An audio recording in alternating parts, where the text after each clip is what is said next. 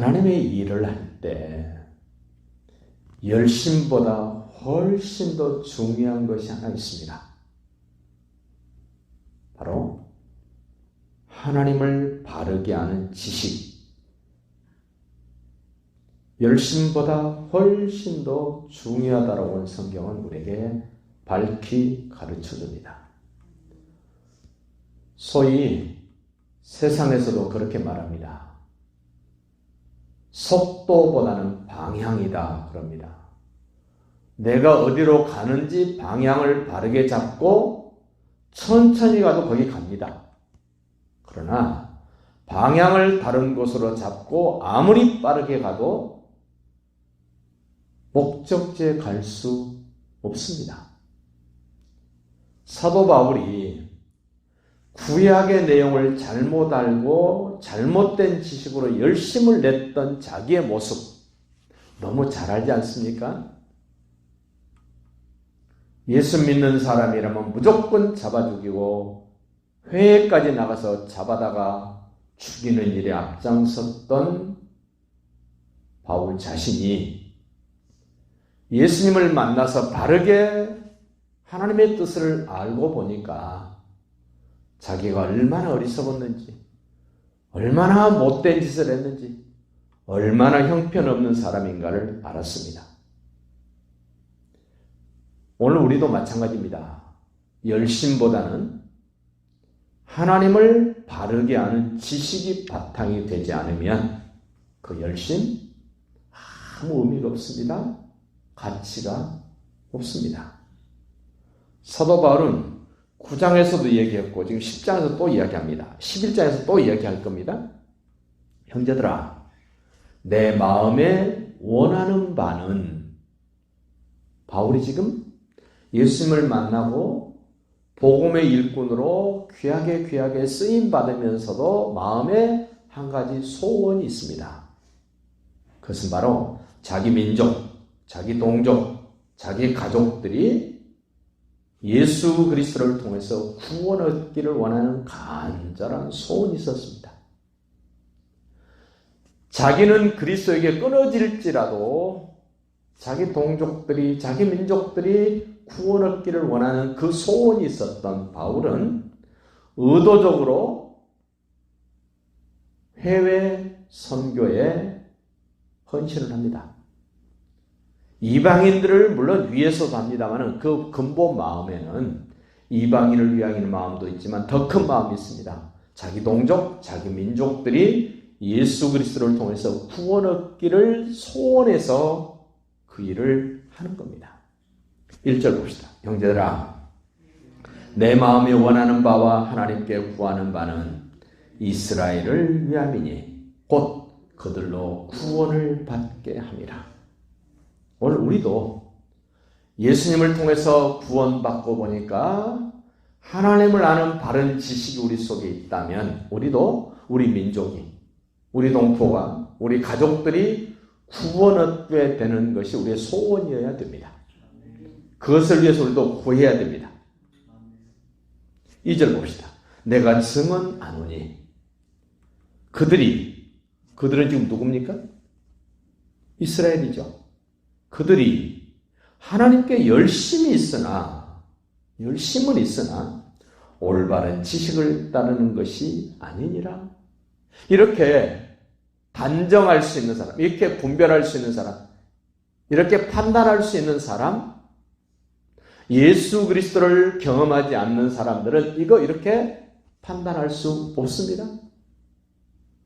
예수 그리스도를 통해서 하나님의 뜻이 무엇이고 하나님의 의가 무엇인가를 밝히 아는 사람만 할 수 있는 말. 그들에게 열심이 특심이었지만 하나님을 아는 바른 지식이 없었다. 안타까움이 우리에게도 느껴지셔야 됩니다. 우리 주변에도 열심히 있는 사람들 많습니다. 굉장히 열심한 사람 많습니다. 그런데 문제는 하나님을 아는 바른 지식을 근거로 하고 있느냐가 문제입니다.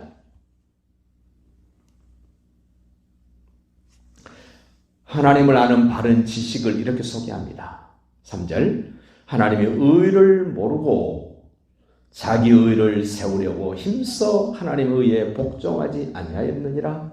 이스라엘 사람들, 율법을 지켜 의로워지려고 애썼던 그들은 하나님의 의에 복종하지 않았다. 하나님의 의가 누굽니까?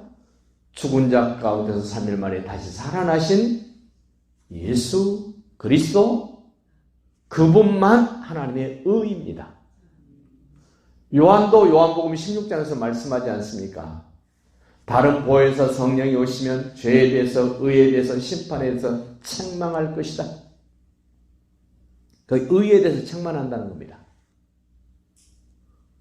잘못된 의를 책망한다는 겁니다. 율법을 통해서 의로워지려고 하는 잘못된 의를 책망한다는 겁니다. 잘못된 의를 가지고 있었던 유대인들이, 잘못된 의를 가지고 있었던 지도자들이, 잘못된 의를 주장했던 바리새인들이, 잘못된 의를 내세웠던 대제사장들이, 잘못된 의를 근거로 해서 열심을 냈던 장로들이 나사렛 예수를 십자가에 못 박으라고 소리쳤던 근거가 뭡니까?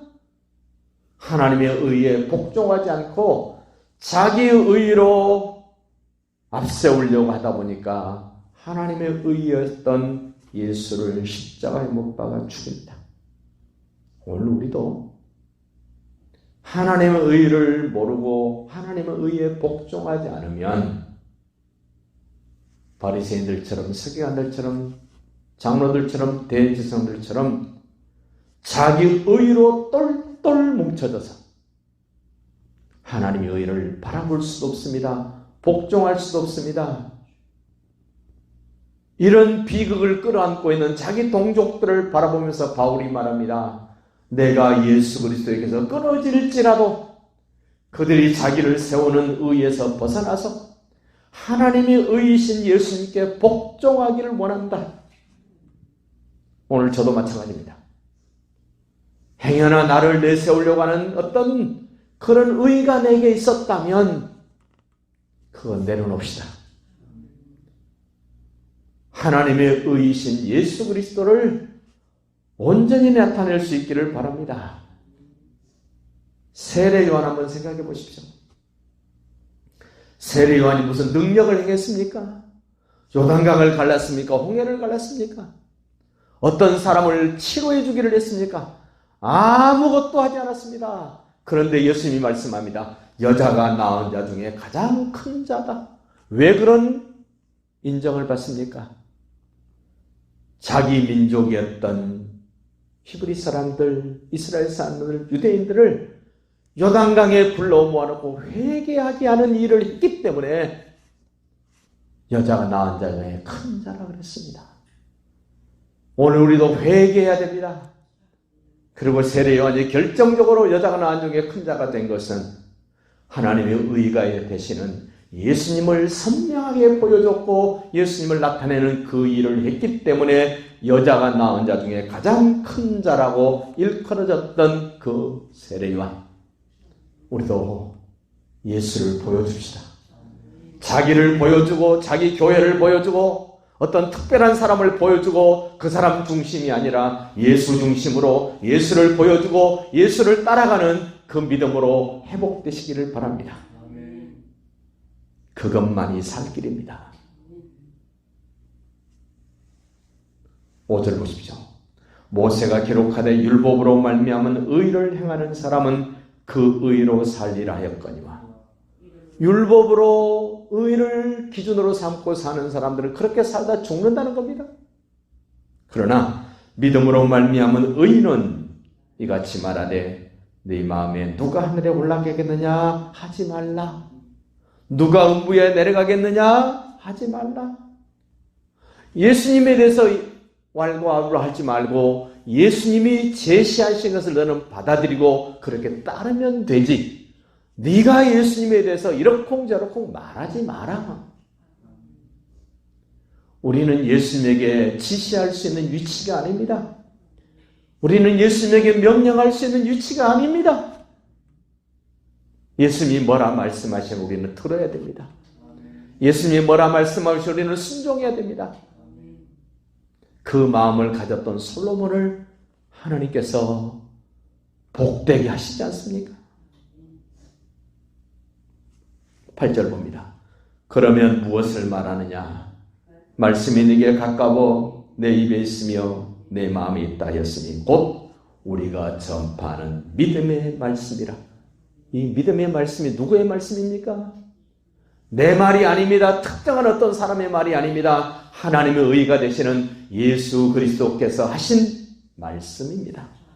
그 말씀으로 오늘도 승리하시고 주변 사람들을 복되게 해주시는 의미 있는 한 날이 되시기를 예수님의 이름으로 축복합니다.